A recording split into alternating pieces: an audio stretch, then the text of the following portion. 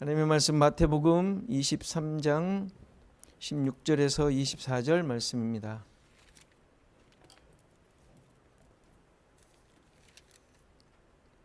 마태복음 23장 16절에서 24절 말씀입니다. 제가 봉독해 드리겠습니다. 화 있을진저 눈먼 인도자여 너희가 말하되 누구든지 성전으로 맹세하면 아무 일 없거니와 성전에 금으로 맹세하면 지킬지라 하는도다. 어리석은 맹인들이여 어느 것이 크냐 그 금이냐 그 금을 거룩하게 하는 성전이냐. 너희가 또 이르되 누구든지 제단으로 맹세하면 아무 일 없거니와 그 위에 있는 예물로 맹세하면 지킬지라 하는도다. 맹인들이여 어느 것이 크냐 그 예물이냐 그 예물을 거룩하게 하는 제단이냐. 그러므로 제단으로 맹세하는 자는 제단과 그 위에 있는 모든 것으로 맹세함이요 또 성전으로 맹세하는 자는 성전과 그 안에 계신 이로 맹세함이요 또 하늘로 맹세하는 자는 하나님의 보좌와 그 위에 앉으신 이로 맹세함이니라.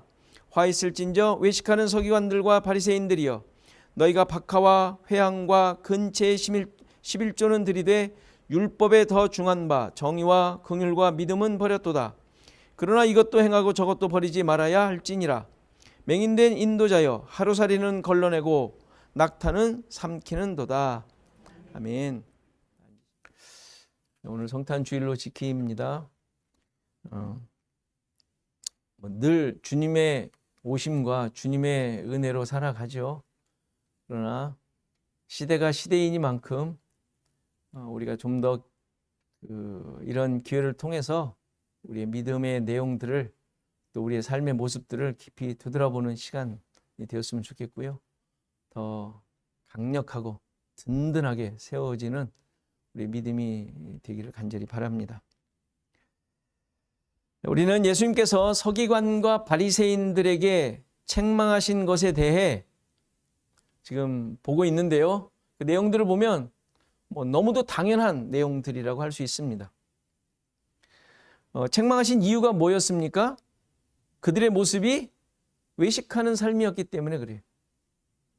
이 외식은 단순히 이중적인 모습, 겉만 그럴듯한 모습을 말하는 것이 아니라 근본적으로 하나님의 뜻과 뜻하심과 의도하신 것과 맞지 않는 것을 말하는 거예요.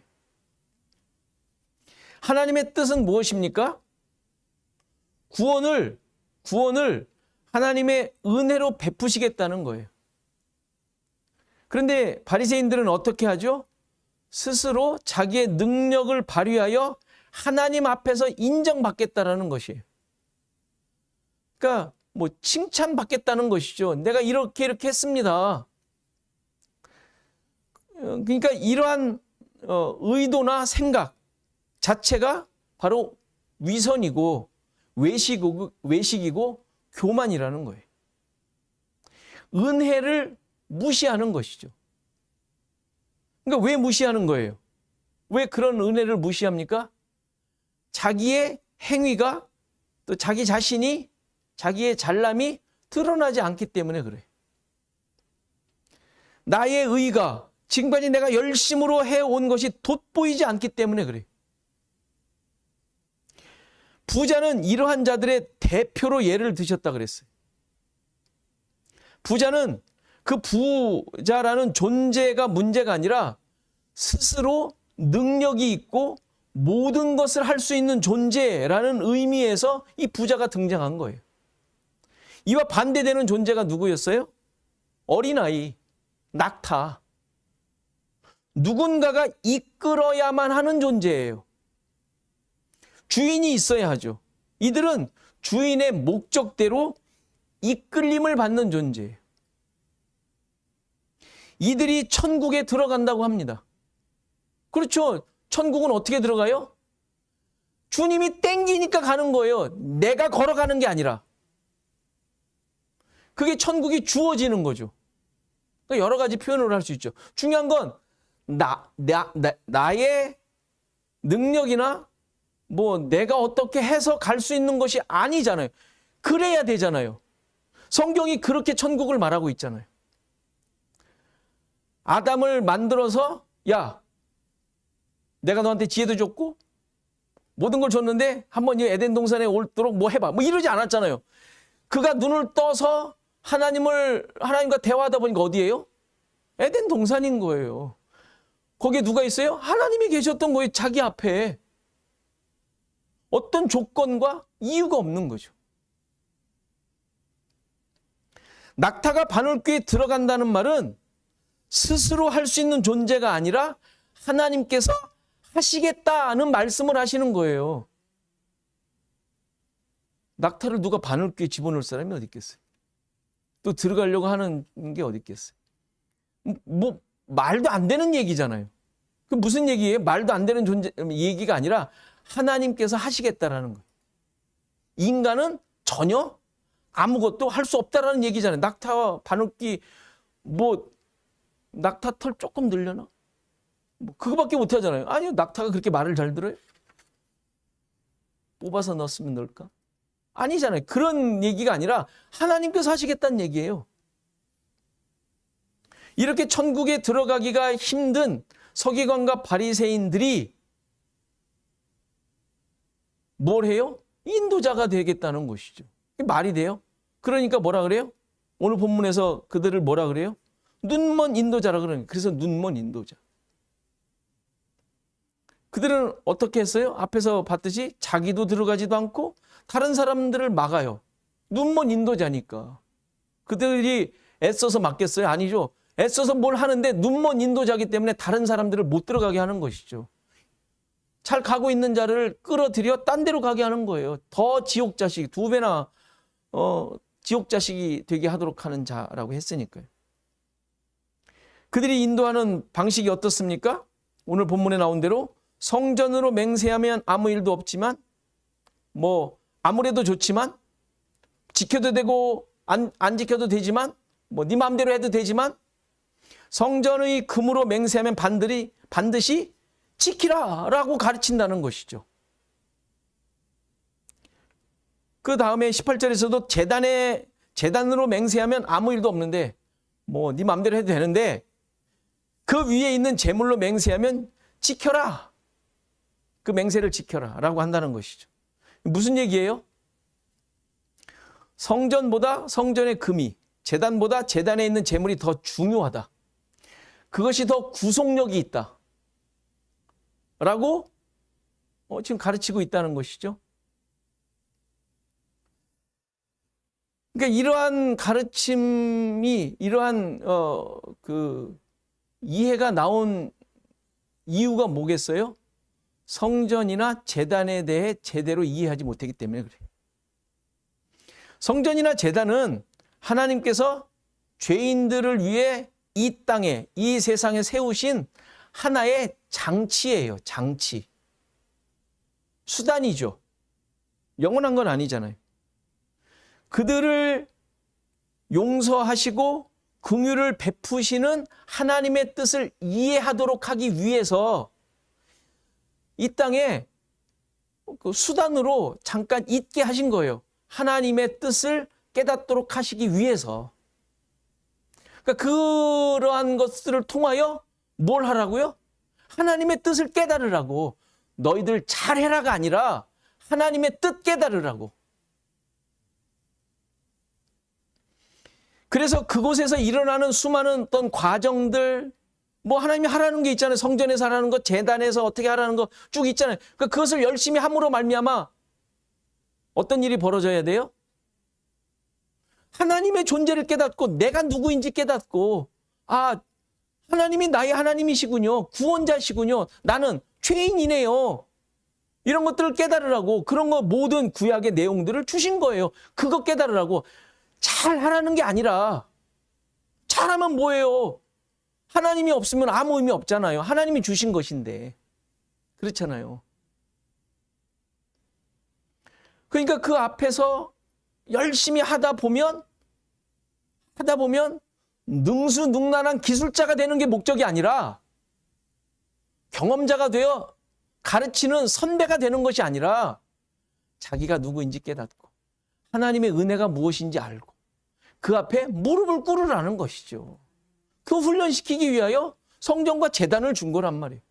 모든 것들을 율법을 준 이유가. 그런데 바리새인들은 이러한 목적으로 주신 성전과 제단의 의미를 깨닫지 못하니까 어떤 현상이 벌어진 거예요? 잘하는 거, 능수능란한 기술자가 된 거예요. 기술자. 자기의 잘남이 나오는 것이죠. 자기의 잘남을 전수해 줘야 돼. 이거 뭐 군대예요? 아니면 무슨 직장에서 선배의 그런 내용이에요. 직장에서는 그렇게 해야 되잖아요. 잘하도록 후배를 이끌어 주려면. 지금 그런 꼴이 된 거예요, 지금 이게. 율법이 마치 그렇게 됐다고요. 그래서 자신의 잘남과 의로움과 능력을 드러내는 수단이 되어버린 거예요. 그러니까 맹세를 하는데 성전을 놓고 하면 안 지켜도 되는데 성전에 금을 놓고 맹세하면 지켜야 한다는 것이 뭐예요? 왜 그렇게 얘기를 한 거예요? 성전에 금을 놓고 맹세한 것은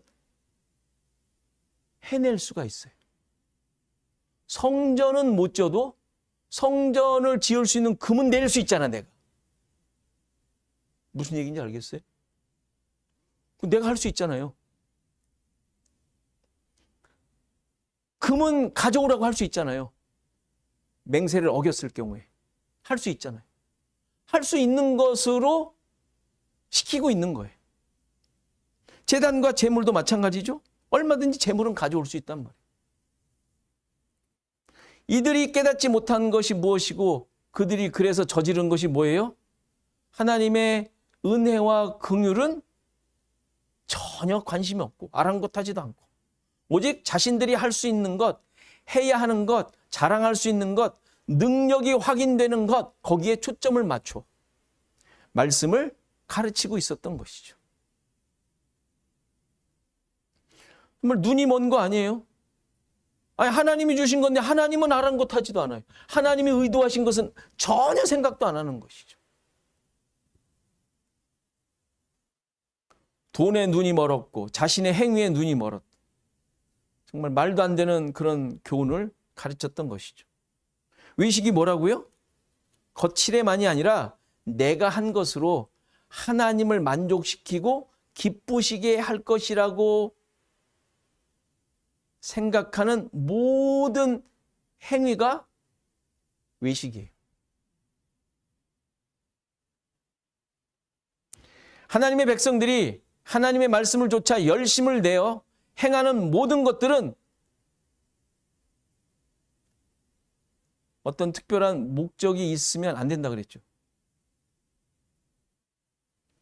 말씀이니까, 명령이니까, 하나님의 나라의 원칙이니까 하는 거예요. 거기에 나를 위한 어떠한 목적도 있을 수가 없죠. 모든 것을 행한 후에도 뭐라고 해요? 무익한 종이다. 해야 할 것을 했을 따름입니다.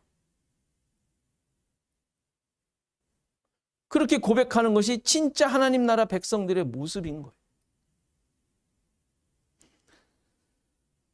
찬양도 했고 아까 연주도 했지만 신자들의 삶은 모든 것이 은혜죠. 은혜가 뭐예요? 받으면 좋은 거?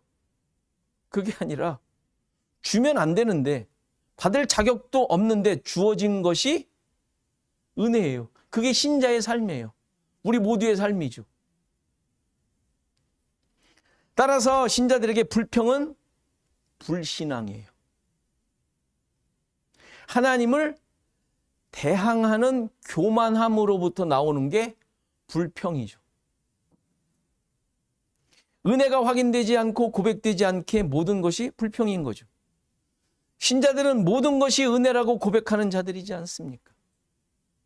그런데도 얼마나 많은 불평과 불만 가운데 살고 있는지요. 요즘 금쪽 같은 내 새끼라는 상담 프로그램을 자주 봐요. 여러분들도 보시죠? 안 보세요? 이거 국민 프로그램인데? 이거 보셔야 돼요. 요즘 유튜브니 인터넷이 잘 돼 있으니까 몰아보기도 있지만 가끔 한 번씩 보세요. 문제 일으키는 어린아이가 있는 가정이 나와요.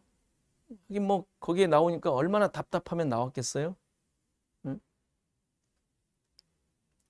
그런데 상담을 진행하다 보면 아이가 문제가 아니라 다 어른이 문제. 뭐 그런 얘기도 있잖아요. 어떤 분 책도 쓴 것 같은데. 뭐는 없어도 뭐는 있다? 문제 아이는 문제 어른이 있어도 문제 아이는 없다. 뭐 이런. 물론 이해가 되죠. 그 부모님들의 어떤 그 상황들, 삶이 너무 힘들고 지치고 힘들다 보니까 아이들을 사랑하는데 많이 부족해. 그냥 말만 툭 해놓고 말고 뭐 대화가 없어. 삐뚤어 나가요. 뭐 그런 현상들이 있죠. 그러니 아이들도 불평불만, 부모도 불평불만. 그렇게 이제 해가지고 이제 골이 깊어져서 이제 어떻게 출구가 없으니까 그래 거기라도 나가보자 해가지고 나온 사람들이에요. 그것도 얘기하다 보면 거기에 또 그 부모님이 가지고 있던 상처, 뭐 트라우마, 뭐 이런 것들이 다 표출이 돼가지고 아이들한테 그냥 다 가서 아이들이 똑같은 전철을 밟고 있는 뭐 이런 모습들이 계속 나오죠. 자, 여러분들이라면 어떻게 하시겠어요? 자, 그런 상황이 펼쳐졌어요. 여러분들의 자녀들 가운데 뭐 보신 분이 별로 안 계신 것 같아서 공감이 안 되는데. 아무튼 상상해 봅시다. 그렇게 대책이 안 쓰고 있는 골이 깊어진 부모 자식 간의 상황이 펼쳐져 있으면 여러분들 어떻게 하시겠어요? 소위 문제 아들, 뭐 감당이 안 되는 아이들 어떻게 하시겠습니까? 뭐 어떻게 하시겠어요? 하나님 앞에서 우리가 그런 모습 아니에요. 하나님 보시기에 우린 문제 아니에요? 대책이 없는? 참 지지리도 말도 안 듣는? 뭐 이사야서에 그대로 나왔잖아요. 우리는 다 양 같아서 다 제 갈 길로 갔다고 이미 그 선언해 놨는데 뭐 그렇게 애들 걱정할 게 아니죠. 날 걱정해야 돼요.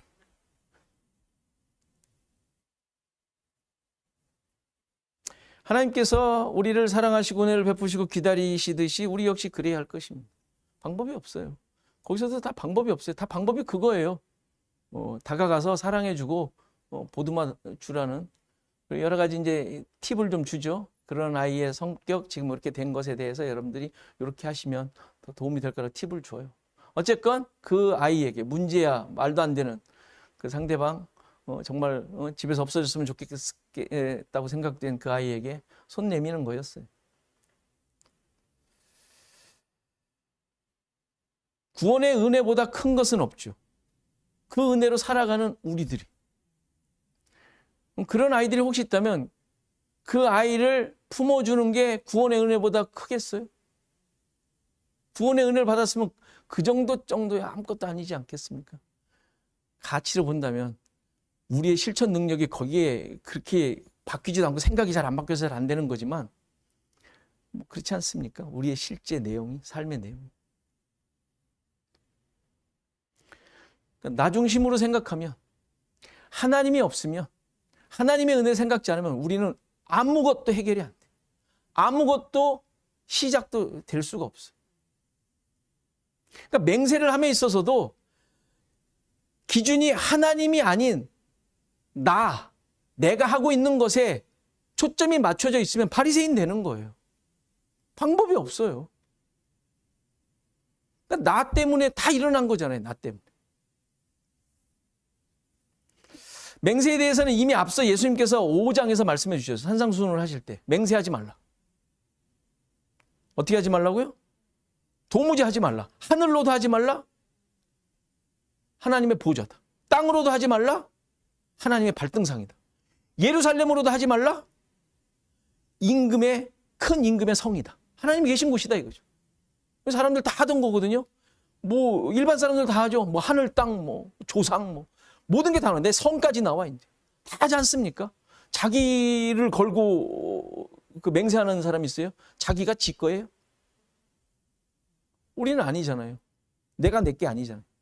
하나님 것이잖아요. 뭐 하나님 두고 맹세하려고 막 하는 거잖아요. 이거 뭐 하나님을 망령되이 사용하는 거 아닙니까? 한 터럭도 희고 검게 할 수 없다. 머리로도 하지 말라 하시면서 말씀하시죠. 그러면서 뭐라 그래요? 너희 말은 옳다 옳다 아니라 아니라 하라. 이에서 지나는 것은 악으로부터 난다. 그 악이 뭐예요? 나 자존심 세우려고. 내가 말이야 나를 믿어 하면서 뭐 온갖 것 다 갖다 대지 않습니까? 오늘 본문 20절 그 후반부에 나온 대로 인간이 하는 맹세는 자신의 의지와 능력으로 하는 것이 아니라고 얘기를 해요. 무엇을 두고 맹세를 하든 그것은 헛맹세일 뿐이라는 거예요. 헛맹세. 무엇을 두고 맹세하든. 왜죠? 왜 헛맹세죠? 지킬 수 없으니까. 성을 간다는 사람 성 간 적 없고 장 지진다고 하는 사람 장 지진 걸 본 적이 없네. 다 헛맹세잖아요. 헛맹세. 나중에 그 나름대로 또 열심히 지킨 사람들 뭐라 그래요? 자기 의가 또 나와가지고 우리 사회는 그런 사회 아니라고 얼마나 그것도 그러는지 몰라요. 자기의 능력과 의만 드러나는 것이 다 우리들이 하는 맹세의 모습인 거예요. 결과인 거예요. 내용인 것이죠. 하나님의 능력이 드러나고 뭐 맹세했던 대상이 견고해지는 뭐 이런 것이 전혀 아니죠. 다 뭐 자기의 자존심 세우려고 다 했던 것들이. 여러분들 중에 맹세하신 분들 있죠. 뭐 서원하신 분들 있지 않습니까? 예전에 많은 분들이 목사로 만들겠다고 서원을 많이 했어요. 아들이 나오면. 말썽꾸러기 아들 또 서원을 해요. 저는 하나님께 바치겠다고 막 하면서 꼭 왜 그런 거는 왜 말썽꾸러기만 그 하나님께 갖다 바치는지 모르겠어요.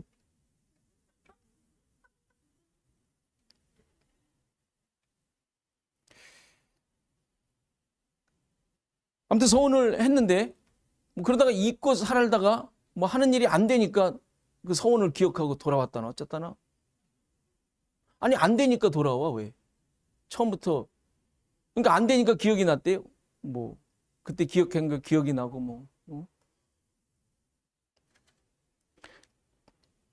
그래서 뭐 다 뭐 망하고 온 사람부터 아니면은 뭐 하다가 애쓰다가 온 사람들, 신학교에 그런 사람들 많죠. 여러분들 어떻게 생각하십니까? 목사로 서원했으면 반드시 목사가 되어야 하나요? 뭐 솔직히 목사만 서원한 게 아니죠. 온갖 것 다 서원했지 않습니까? 요거 하나만 뭐 어떻게 해주면 하나님께 뭐 서원한 거 많아요. 서원이라는 말은 안 했지만 하나님 뭐 이렇게 해주시면 약간 딜을 한 것들 많지 않습니까? 뭐 해주시면 이렇게 하겠다. 뭐 이런 약속 얼마나 많이 했어요? 헛맹세죠. 헛맹세. 하나님을 빙자하여 자기의 욕구를 채우려고 했던 거예요. 폭탄 발언 같지만 그런 약속이나 서원을 하신 것이 있다면 하지 않으셔도 돼요. 이미 한 건 어떻게 하죠? 뭐 그런 게 어디 한두 개예요? 잘못을 인정하시고 회개하시고 다시는 그러지 마시고 주님을 의지하며 사시면 돼요. 맹세는 오직 하나님만 하실 수 있고 하나님만 이루실 수 있어요. 인간이 하는 것은 모두가 다 헛맹세이고 산상수훈에서 말씀하신 것처럼 옳다 아니다 라고만 하시면 돼요. 자기 주장하려고 맹세하는 거예요. 그런 거 하지 마시라는. 그냥 뭐 내가 할 수 있다. 난 그건 못한다. 이런 정도만 해도 되지 않아요? 근데 자기를 좀 더 돋보이게 하려고 나는 그런 사람 아니라는 걸 돋보이게 하려고 맹세 같은 헛맹세 같은 그런 걸 하지 않습니까? 그냥 할 수 있다 할 수 없다 뭐 이 정도만 하시면 돼요. 예수님이 그러시라 그랬잖아요. 그거 어려운 거예요? 하나도 안 어렵잖아요. 자존심 조금 죽이시면 돼요. 이에서 지나는 것은 다 악에서 난다. 자기 자랑이고 하나님 앞에서 외식이라고 말씀하시는 거예요. 자, 이렇게 맹세를 하면서도 자신의 의지와 행위와 업적을 드러내고 있는 이들에게 예수님께서는 또 한 가지 중요한 그들의 엉터리 같은 신앙 하나 또 지적하십니다. 그게 뭐예요? 11조에 대한 거예요. 11조. 23절 보면 박하와 회향과 근체의 11조는 드리는데 율법에 더 중한 바 정의와 긍휼과 믿음은 버렸다 하고 책망하십니다. 박하와 회향과 근체는 적은 양만 재배하는 채소예요. 무슨 뭐 향신료로도 쓰고요. 무슨 약초들이죠. 그러니까 적은 양만 사람들이 재배하던 거예요. 그러니까 조금 재배하는데 그 조금 재배하는 것에서 그 수확물에 11조를 드리니까 얼마나 조금을 드리겠어요. 무슨 얘기예요? 내가 이렇게 작은 거라도 다 철저하게 11조를 지키고 있다라는 예로 예수님께서 이런 것까지도 너희들이 지금 11조를 드린다라고 얘기하시는 예를 드신 거예요. 그러니까 바리새인들이 얼마나 율법을 하나님의 말씀을 정확하게 지키려고 애를 썼는지 모른다라는 것을 말씀하고 계시죠. 그런데 지금 예수님께서 책망하시는 내용이 뭐예요? 이렇게 아주 작은 부분까지 말씀대로 살려고 하는 너희들이 정작 그 율법의 중요한 것인 정의와 긍휼과 믿음을 버렸다라고 책망하고 계세요. 아니 그렇게 말씀을 잘 지키려고 하는 자들이 더 중요한 율법의 더 중요한 것 정의와 긍휼과 믿음을 버렸대요. 나름대로 애쓰는 모습이지만 알맹이는 빠지고 껍데기만 남은 것이죠. 앞에서부터 계속 지적해온 내용이에요. 율법에는 하나님의 뜻과 의도와 약속이 있는데 그것이 하나도 드러나지 않고 오직 자신들의 능력, 기술자 같은 그 노하우, 자기의 이것만 드러났던 것이죠. 이들은 무엇을 하든지 하나님의 뜻이 드러나는 것이 아니라 자신의 능력과 신앙의 과시만 보여주려고 했던 거예요. 이런 모습은 지금의 신자들에게도 큰 도전을 주지 않습니까? 많은 신자들이 얼마나 하나님을 잘 섬기려 하고 말씀대로 살려고 합니까? 바리새인들을 지적한 대로 11조도 잘 드리려고 합니다. 모든 말씀을 삶 속에서 지키고자 합니다. 작은 것이라도 소홀히 하지 않고 다 그래도 따르려고 애를 쓰죠. 여러분들도 당연히 힘쓰시리라 믿습니다. 잘하고 계시는 거예요. 당연히 그러셔야 돼요. 그러면 왜 그렇게 애쓰시죠? 애쓰시는 이유가 무엇이에요? 답이 명확하죠? 뭐 이거 더 설명할 필요도 없는데. 그런 애씀이 우리의 그냥 삶이기 때문에 그런 거. 우리의 삶이에요. 평범한 삶, 신자들의 평범한 삶. 그게 말씀대로 애써 지키려고 사는 삶이 우리 신자들의 평범한 삶이에요. 잘난 것도 없고 못난 것도 없어요. 애쓰는 게 당연한 거예요. 그로 인해 보상이나 칭찬을 위함이 아닌 그렇게 사는 것이 신자의 본질적인 모습이며 하나님 나라 백성의 삶이기 때문에 그래요. 굳이 표현하자니 섬긴다, 드린다, 힘쓴다, 이런 말을 하는 것이지 우리의 공적이나 대견함을 말하는 게 아니에요. 물론 광야에서의 삶이 보여주듯이 내가 누구인지, 구원받은 것이 어떤 모습인지, 하나님의 백성이 어떤 존재인지 잘 모를 경우에는 독려하고 칭찬하고 북돋아 주어야 될 거예요. 그렇잖아요. 잘 모르는데, 예수 믿은 게 뭔지 모르는데 북돋아 줘야 되잖아요. 이것이 좋을 것 같다. 이렇게 하는 게 말씀에 따르는 쪽이지 않겠어? 해줘야 되죠. 그러나 그것으로 계속될 수는 없죠. 아담에게 선악과를 먹지 말라고 하신 것은 금지의 이유보다는 네가 어떤 존재인지를 새기고 살라는 명령이었어요. 먹으면 죽는다에 초점이 있는 것이 아니라 너는 나에게 속한 자, 하나님께. 나는 너의 창조주이고 너는 피조물이다 라는 사실에 초점이 있는 것과 마찬가지예요. 그래서 사탄은 그 틈새를 파고드는 거예요. 그 존재의 자리, 피조물의 자리를 가지고 하나님의 백성을, 아담을 유혹하는 거예요. 너는 하나님이 될 수 있다는 거예요. 하나님이 되면 죽는 것 무슨 문제가 되겠냐? 이것은 지금 세상이 기독교를 공격하는 초점이 되어 있어요. 하나님 없이도 인간은 잘 살 수 있다. 아니, 하나님은 없어야 된다. 무신론자들, 그냥 무신론자들 있는 줄 알았어요. 근데 그게 아니라 전 세상이 무신론자들이. 아니, 무신론자처럼 살아야 잘 사는 거라고 생각해요.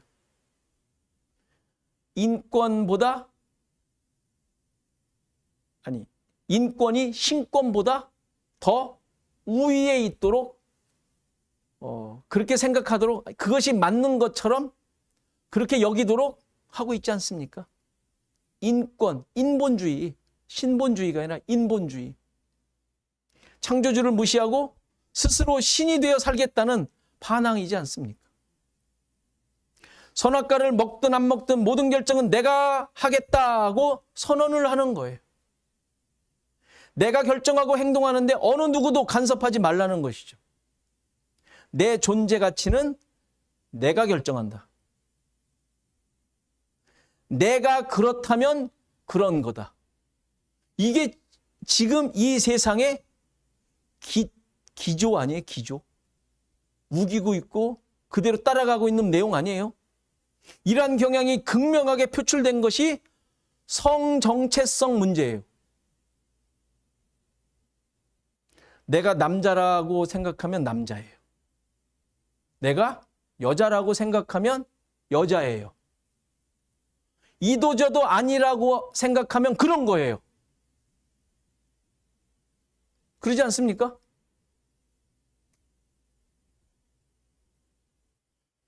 안타까운 것은 신자나 불신자나 똑같은 생각을 하고 있다는 사실이죠.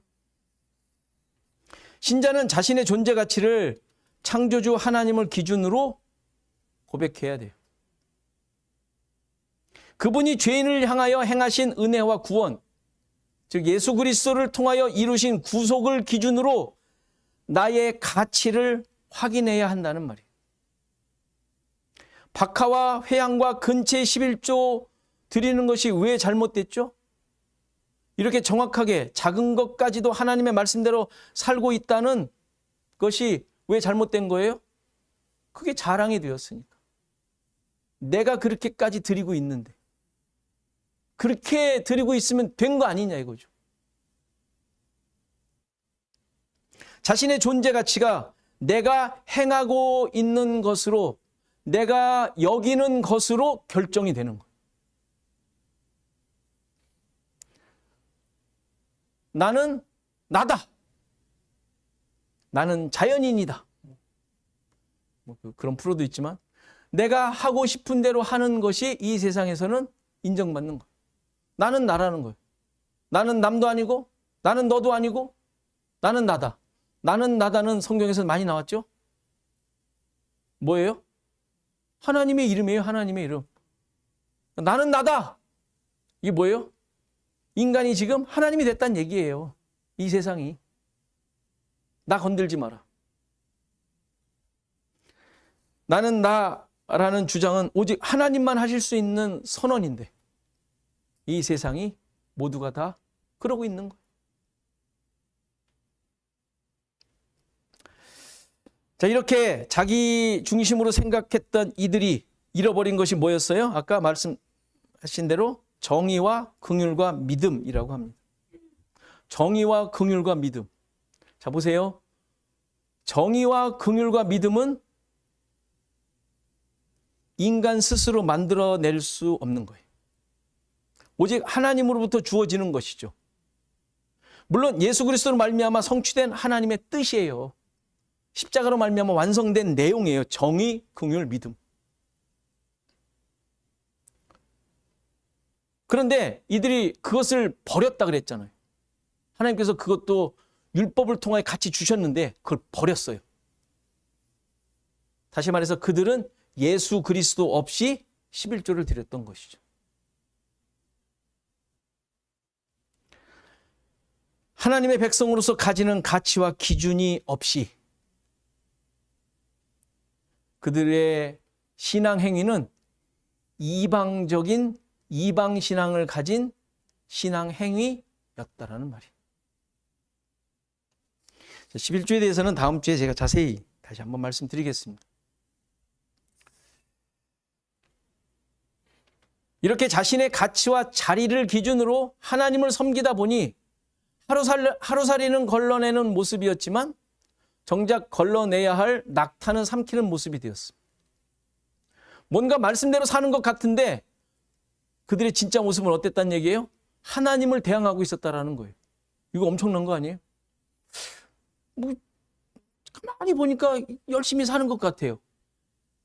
근데 그의 삶 전체를 보니까 하나님을 대항하고 있었다는 거예요. 하나님을 대항하고.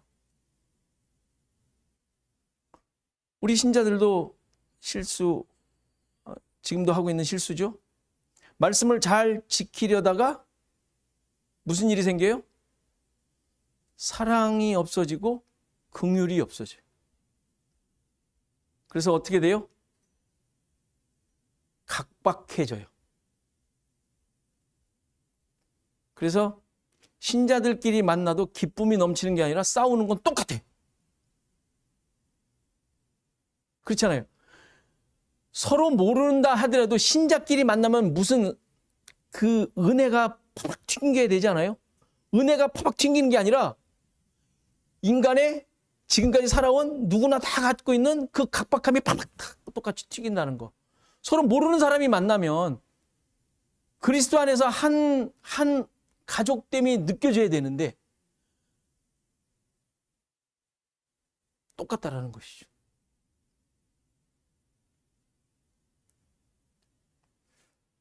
우리에게 웃음과 기쁨이 별로 없어요. 겉으로 웃고자 하는 것 같지만 내가 웃는 게 아니야. 속은 다 문드러져서 시체가 되어 있는 거예요. 시체가. 그 뒤에 계속 나와요. 그 야단 책망하는 그 모습 속에. 25절 이후에 지적하고 있는 책망의 내용이죠. 그러니까 하루살이는 걸러내고 낙타를 삼킨 삶의 결과이죠. 우리 자신들을 깊이 돌아보셔야 될 것 같습니다. 나의 존재 가치가 어디에 있습니까? 나의 존재 가치가. 무엇을 기준으로 살아가고 있습니까? 하나님의 백성이 맞기는 맞습니까? 구원받은 하나님의 자녀들입니까? 나의 자리와 가치는 나로부터 만들어진 것이 아니라 예수 그리스도로 말미암아 주어진 거예요. 따라서 나의 존재 목적은 오직 주님께만 있는 거예요. 사나 죽으나 오직 주님만을 위한 삶이 되죠. 11조 자체가 이런 의미로 명하셨던 것이죠. 11조 자체. 나는 나가 아니라 나의 모든 것은 주님의 것. 주님의 은혜라는 고백이 우리 가운데 있어야 될 것입니다. 이건 너무 늘 강조되어지는 이야기지만 들을 때마다 찔리지 않습니까? 왜죠? 우리가 은혜를 잃어버리고 사니까. 잊고 사니까. 그러니까 늘 확인하셔야 돼요. 늘 확인하셔야 돼요. 내가 은혜로 살고 있는가? 정말 이게 은혜인가? 지긋지긋한 저 말썽꾸러기 그렇게 나오더라고요. 막 그냥 서로 싸워 막 그냥.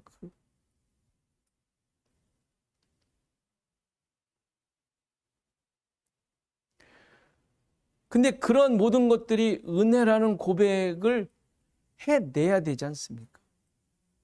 하나님이 그렇게 인도하셨잖아요. 하나님 어떻게 이렇게 인도하실 수가 있습니까? 아무리 얘기해봐야 성경에서는 그래 그렇게 인도한 게 내가 너에게 준 은혜야 라고 계속 얘기하시는데 어쩌겠어요. 확인해내고 고백해내는 게 우리의 삶의 모습이지 거기서 어떤 다른 해답이나 어떤 해결책이나 다른 길이 있질 않습니다. 성탄절을 맞이하며 우리가 특별하게 확인하고 고백해야 할 신앙의 내용이라 생각됩니다. 주님의 오심이 우리에게 은혜잖아요. 하늘엔 영광이고 땅에 있는 사람들은, 은혜를 입은 사람에게는 평화가,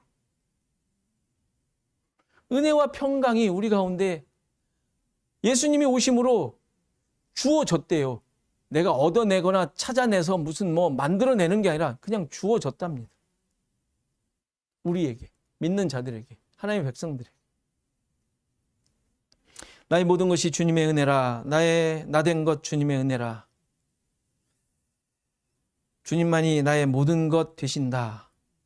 이런 고백이 여러분들의 삶 가운데 가득하기를 간절히 바랍니다.